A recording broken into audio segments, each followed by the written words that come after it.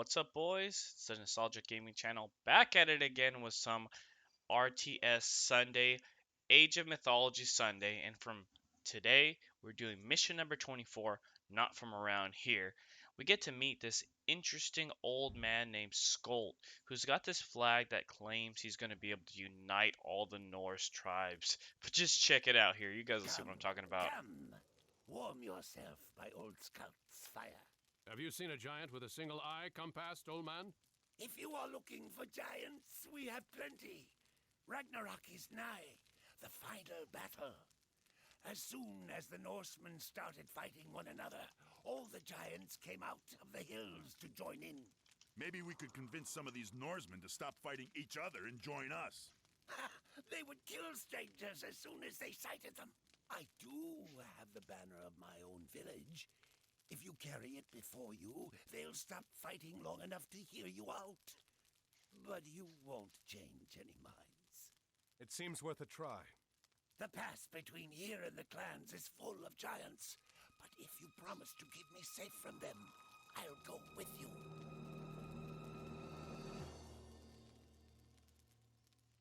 Uh-oh, those giants were spying on us. I don't like that. So we have to use one of our guys to hold the flag, and we have to take care of Skolt. That way they don't die.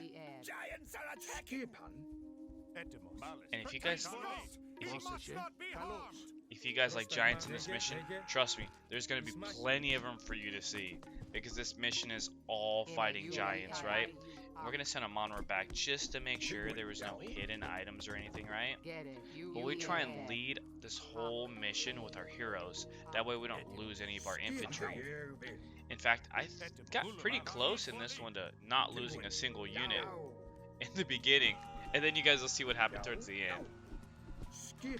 But you know what I totally forgot to do was totally forgot to give you guys my chat GPT rundown on like Norse mythology.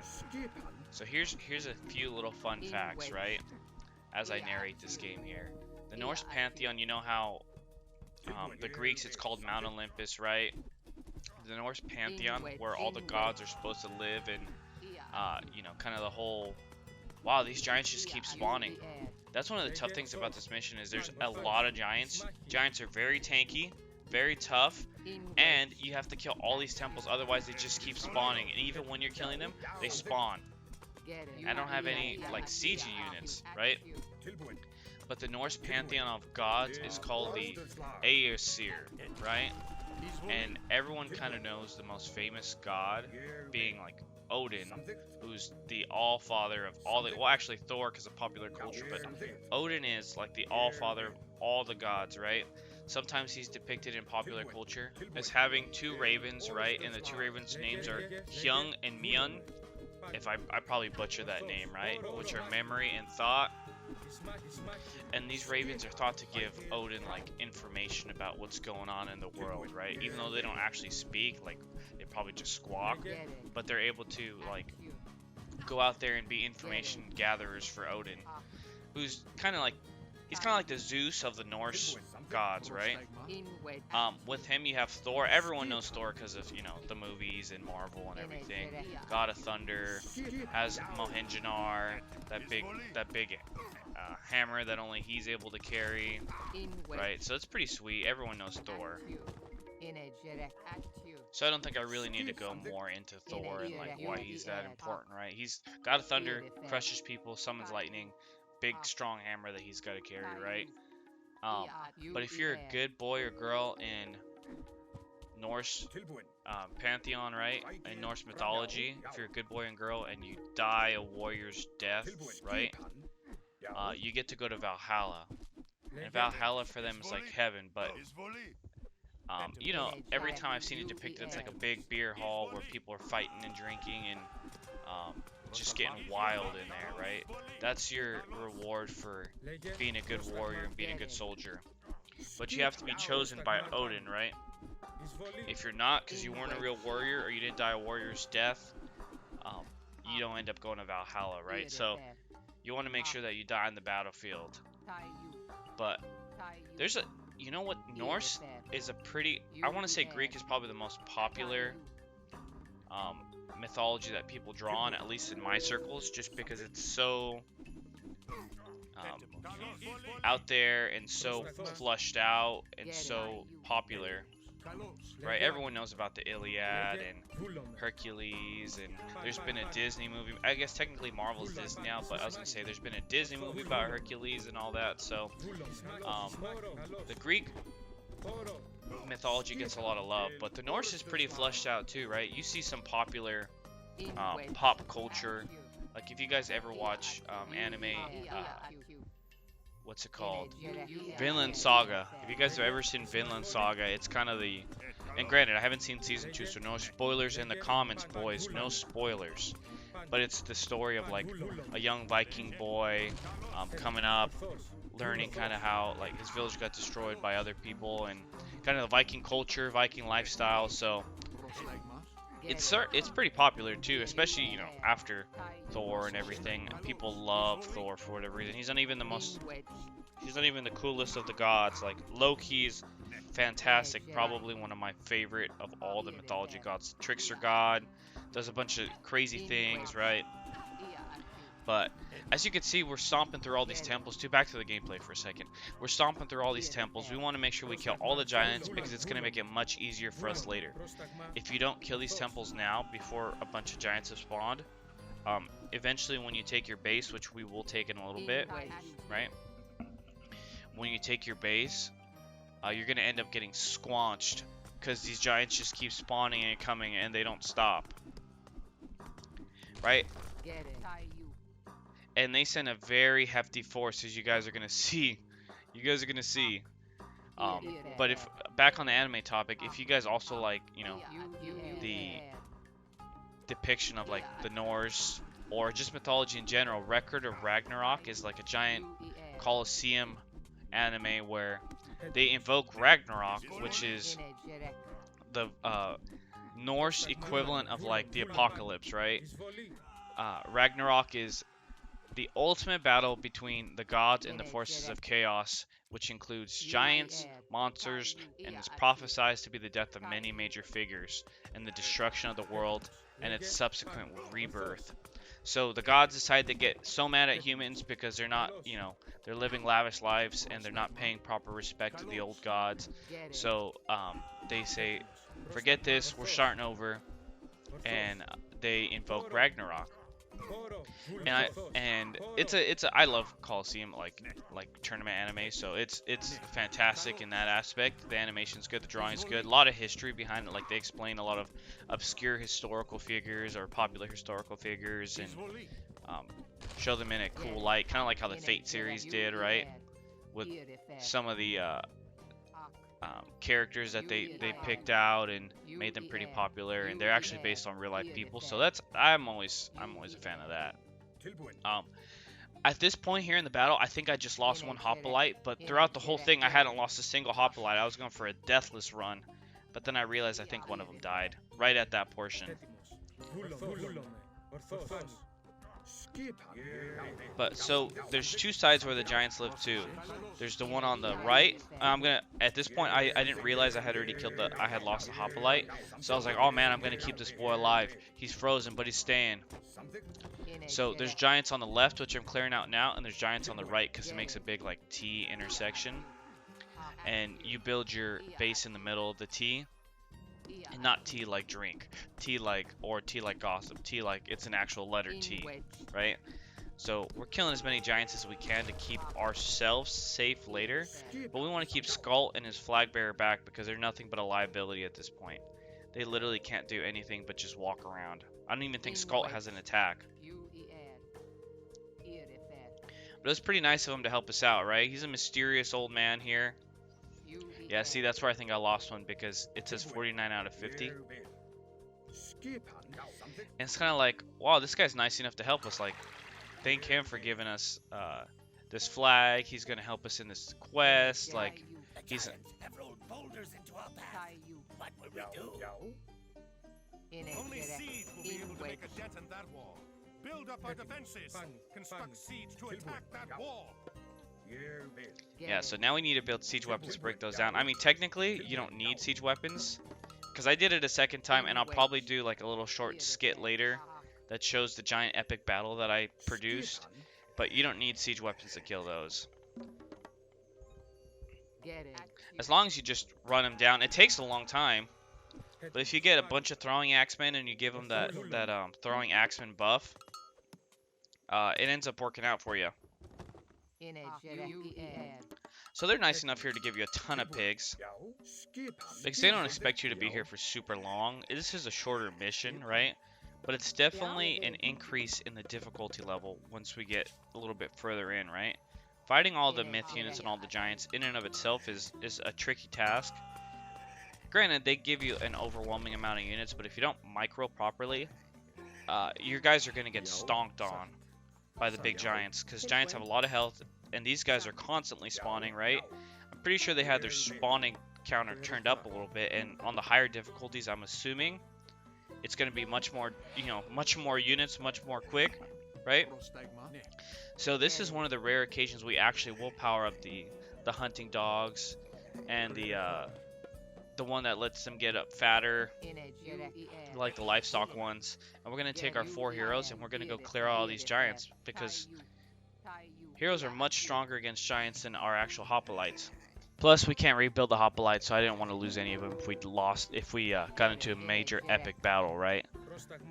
Plus, I really should at this point have my guys starting on that wall, just to make it go a little bit faster. I mean, but then I'm also not sure that they're not going to attack me, so I want to keep some men or some people nearby, just in case the giants get a sneaky, sneak behind me. My base doesn't get absolutely crushed, because those mountain giants are siege heavy and they can crush you very easily. So considering our main opponents are going to be giants, we're going to build as many of those hero guys as we can, especially because they'll generate us favor if we want to build more myth units. They're going to be strong against the giants. They're pretty beefy. They're not super expensive.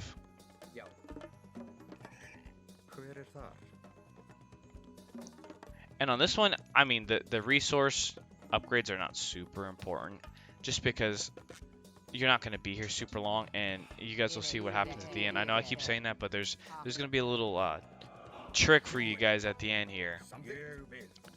But I don't know why they're only letting their one homie over there build when they can all build. They should all be working on that. That's one of the nice things about this, is you can build with as many people as you want. Like with some other RTSs, like you can't. And it's nice that you can make it go faster with more people. Which, I mean, it takes out a little bit of an element of stress. Oh, we found a goat too. You know how useful goats are in battle. Sometimes it takes a little bit element of the strategy out, like when you play StarCraft, and the building mechanics actually influence the way that you play, right? Like if you're playing as Terran in StarCraft 2, they could snipe your SCV, and you need to pull SCVs off of resources to build additional structures in case you want to build more than one, so you have to manage that. Whereas Protoss, you just get the ability to put it down and go. As soon as you put it down, you walk away, no problem. And we're going to give our guys a little bit of backup, right? We're going to have our heroes be the front line, but they're going to be a little bit of backup. And then if you throw in Zerg, as soon as you put your guy down or you build, and I know StarCraft 2, I'm pretty sure everything that you build absorbs the drone, where in StarCraft 1, it didn't always absorb the drone. I don't know why I built those guys. Those guys, I'm not a fan of them. Especially when we have Arcantos on our side. They have like a weaker Arcantos yell or battle cry.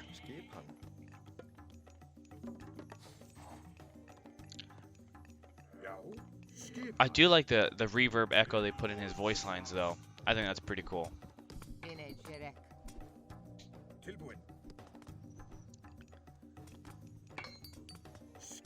So, since we haven't upgraded our, age yet, we're not able to get some of the good upgrades. The siege one, some of the higher plating defenses, because we're going to need it.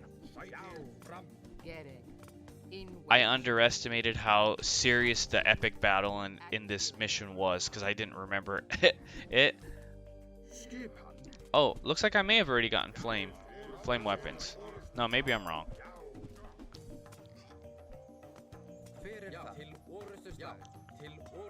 So we only really need to focus on one portion of it because as soon as you break one portion, it destroys the whole wall. So it's not really worth it to spread your guys out and attack more than one.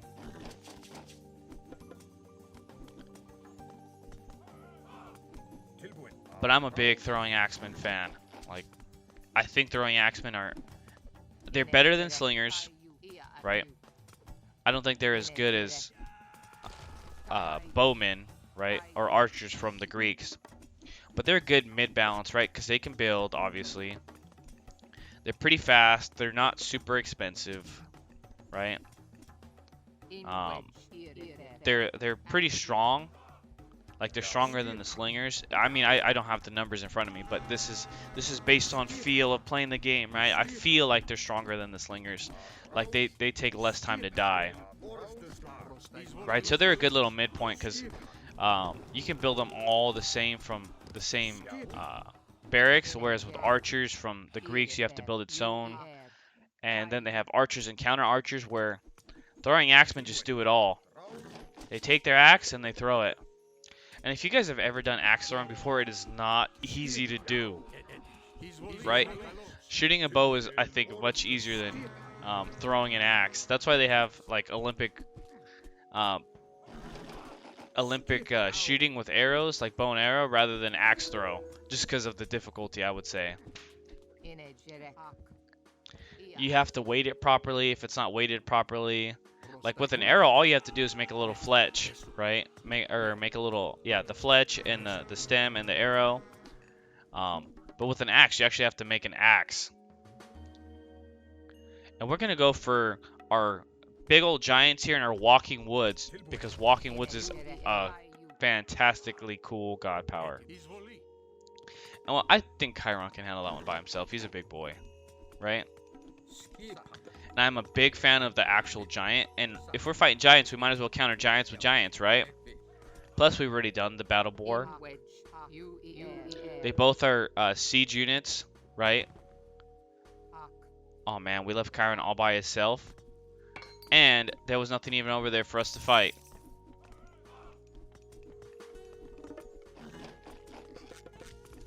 You always have to be careful building houses here too. Not to block in your guy. Because I don't know the command for killing your unit if it gets stuck. I don't think there is one. Some games have it. Build up defense and destroy the boulder wall. So if your guy's stuck, he's just there. That's just a waste of his space. Luckily with... Oh, we're getting close. Build siege weapons to get through the giants. Oh man, all those giants popped up out of nowhere. So we're gonna make sure. See, his spell didn't even reach that far. His horn. It barely reached the units in the back. So we use our walking trees, and they gave us 8 walking trees. Gosh, that's a lot of them. It's much better than forest fire, right? They give 30 damage and have a lot of defense, right? Because they're trees. What is your club gonna do against a tree? Granted, I think it'd be kind of cool if they had specific things, like little interactions, like the axemen give extra damage against trees. Because they use axes, right? Or if, like, people with fire weapons gave extra damage against trees. Because they're trees. And then you can see the little trees catch on fire. Oh man, but those giants crushed my trees with their clubs.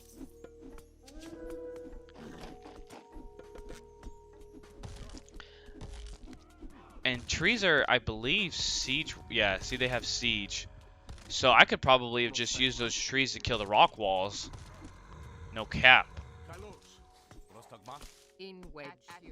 But it's okay. We'll take them. We'll destroy that temple. And that should be it for all the giant buildings, right? So that means that our base is going to be relatively safe here while we destroy the wall down. And I fell myself into a false sense of safety when I should have known that there's much more dangerous things than just giant temples out there, right? This is Ragnarok. This is no joke. And I should have reassigned some of my villagers over to... I guess I had so many dwarfs. That's why I was mining so fast. But I definitely should have increased my wood gathering because I'm totally out of wood. And I've been building a ton of throwing axemen. Like, that's the primary unit in my battalion right here is the throwing axemen. And I only have 3 people on wood.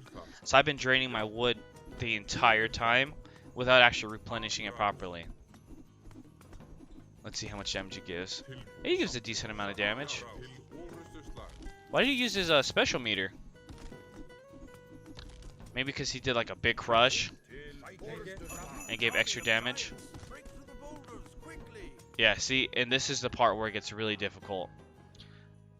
Come on, grab my trees. Get back over there, trees.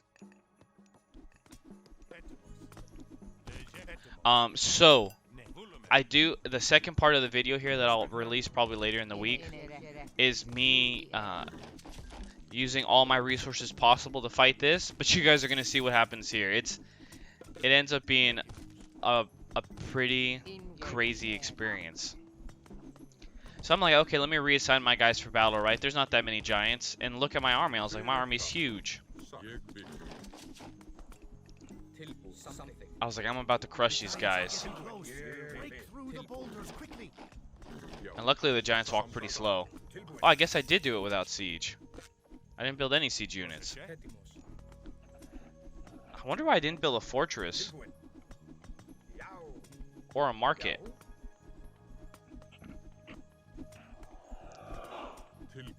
I don't know if I couldn't advance another age or if I'm just a doofus. So we get the first round of giants here, right? Actually, they all crush at the same time. And a monarch jumps right into the mix. And this is where it all starts going bad.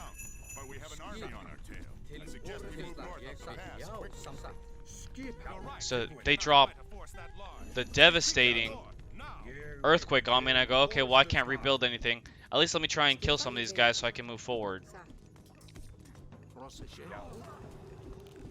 And the giants just keep coming and coming, and they overwhelm my army. I guess if I had like 50 heroes, maybe this would be a different story. But I figure as long as I target them down, right, their damage is being spread out. And if I'm targeting them one at a time, I'll be able to kill them pretty quick.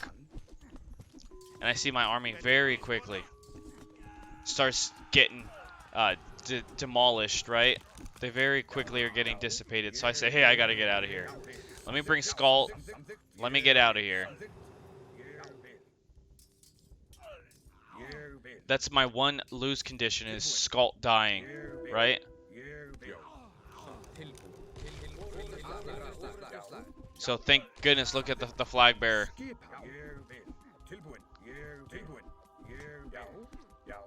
I had lost him for a minute. I was panicking. I was like, where are they? And then I realized, oh wait, there's enemies in the front too.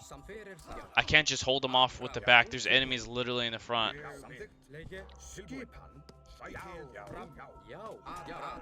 So I say, okay, I'll kill these two. I'll move Skulton along, and then I'll leave my army behind to fight. They didn't say that you need Arcantos up there. They literally just said you need Skull and the flag bearer out.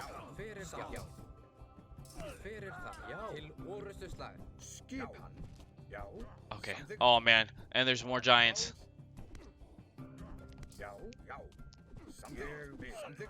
This is truly Ragnarok. I don't know what else to do other than just run at this point. And unfortunately, my guys have they passed through the trees. I was gonna say my guys had terrible pathing, and I was panicking. I was like, oh no, Skull and the flag bearer getting crushed. A hero has fallen. The gods would not take us this far just to perish here. There must be a way across. And this is the one time where forest fire is actually useful. Literally the only time in the whole game that forest fire is useful. A hero has fallen. And as you can see, my entire army is donezo. I probably shouldn't have wasted that there. Just because, what about if there was another giant up there and I literally have no more troops left? Luckily, the one thing I do have is gatherers, right? And resources. So this is one of the nice things about the gatherers is you can turn them into the Ulfskar.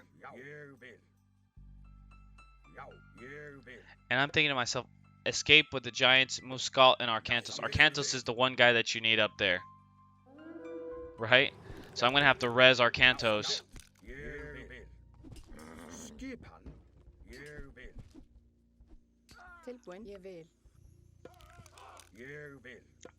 So we're going to build one of these to give our guys some distraction time. I don't know if I'll actually be able to get any units pumped out of it, but I said, okay, at least there'll be a building here. And if I could pump out maybe a hero unit or some more units quickly, I might be able to make it. I should have turned those guys into Ulfskars too, just so that they had some better fighting prowess. Run, little hero, run. And at least it took some time away, and there we go. There's only one giant left here. This is an easy clap. We're going to end up winning this easy. No, and our goat even lived. So this ended up being a much tougher mission than I expected at the end, but hey, it was worth it. Hey, and thank you guys for watching. We're about to end it here. Don't forget to like and subscribe if you guys enjoy this content. Please make sure that you guys come back for the next part. I'm going to show you guys what happens if you use as many resources as possible to fight this giant army. And we'll see if we can actually win or if it's an unwinnable battle. Who knows? You might not be able to win. But thank you guys for tuning in. I'll catch you guys on the next one. Bye.